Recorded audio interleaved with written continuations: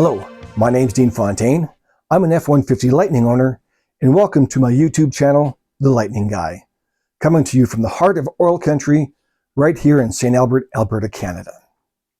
Now, I wanted to start a YouTube channel to share our real-world experiences owning and driving an F-150 Lightning for the last year. So we were in the market for a truck about a year ago, a new truck, and watched a bunch of videos on different trucks, and I stumbled across the F-150 Lightning. I wasn't even remotely looking at an EV truck, but I gotta tell you, the more videos I watched, the more intrigued I became. Being here in Alberta is kind of like being in Texas. It's oil and gas country, and EV vehicles aren't widely accepted here.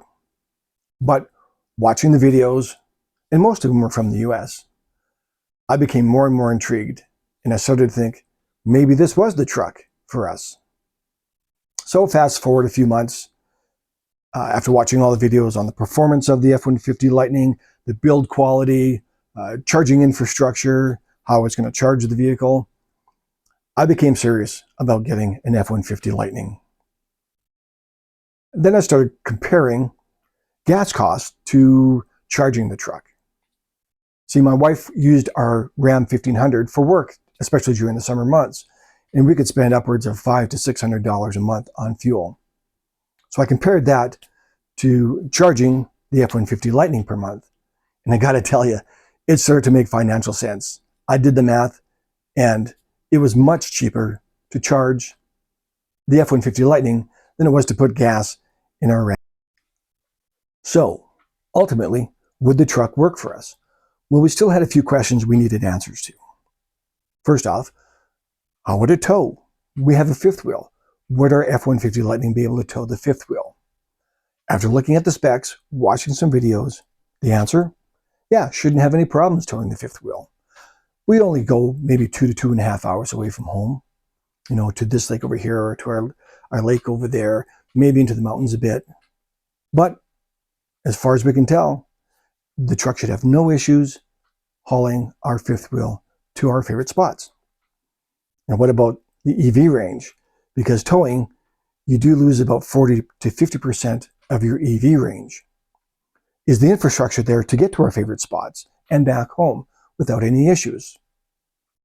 So I did a little bit of investigating, and yeah, we shouldn't have any issues whatsoever getting to our favorite spots.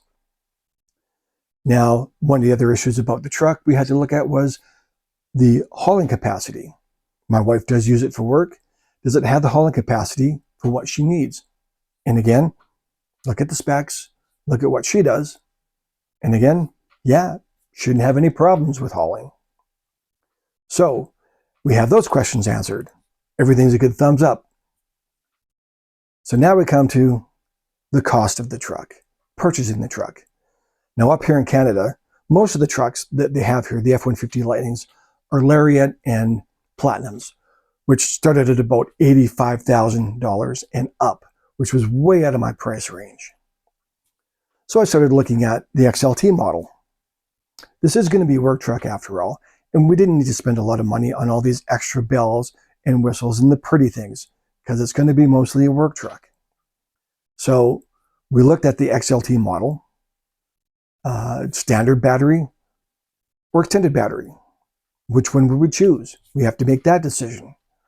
Well, that decision probably became pretty clear to us when we looked at the extended battery. That was going to cost us an extra $10,000 for the vehicle.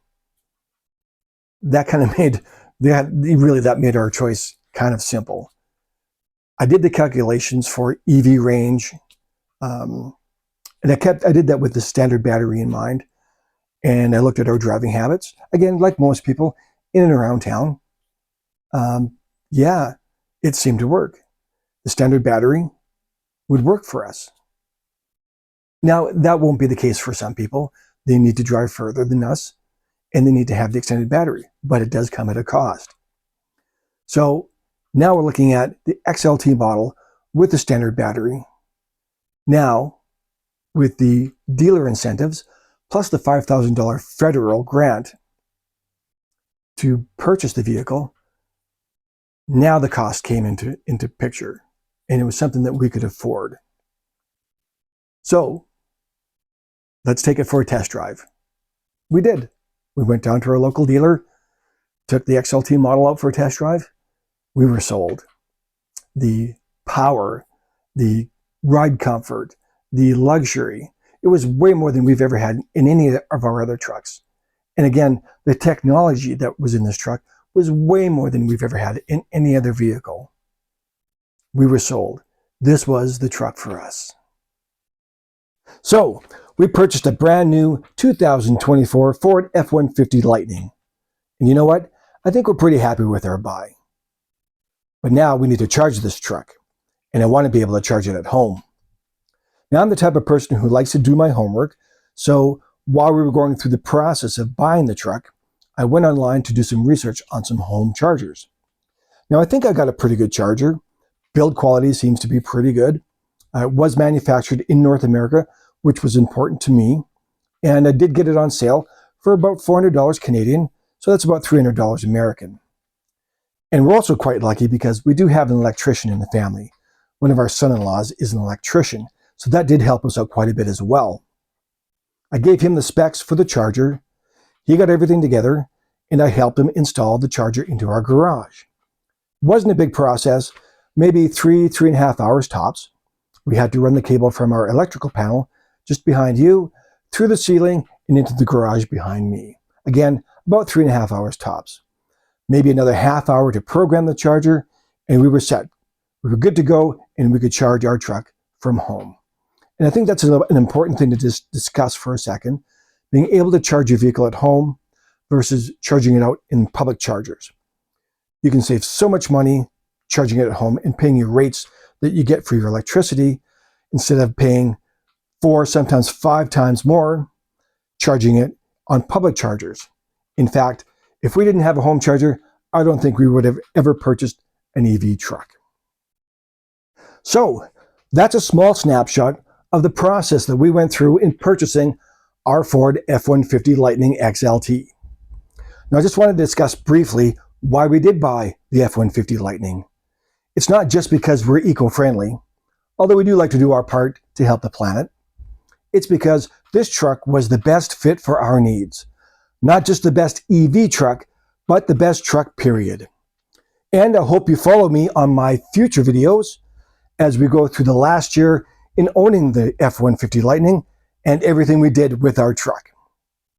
If you enjoyed this video, please hit the like button, subscribe, and tune into my next video. We're starting to get into cold weather, and how's this truck going to handle the colder weather? Talk to you later.